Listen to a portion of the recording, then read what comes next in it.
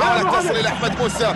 أحمد يبحث عن حلول، يبحث عن منافذ، يلعب كرة بشكل مثالي إلى أنور ديبا هنا في الجهة اليمنى. أنور يمر بشكل مثالي في المرة الأولى، يلعب الكرة في منطقة الجزاء، تسديدة في الجول، جول!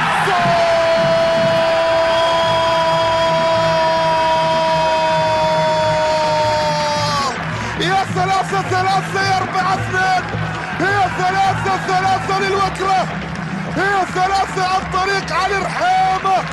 علي رحامة يضع الكرة الماضية في الشباك في اللحظات الأخيرة، في اللحظات المجنونة.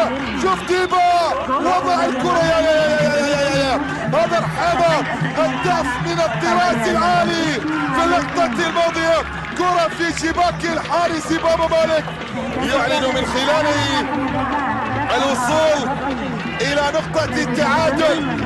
شكل المباراة ما تبي تخلص، شكل المباراة ما تبي تخلص. 3-3 الآن، 3-3 خلاص الوقت الأصلي للوقت الإضافي.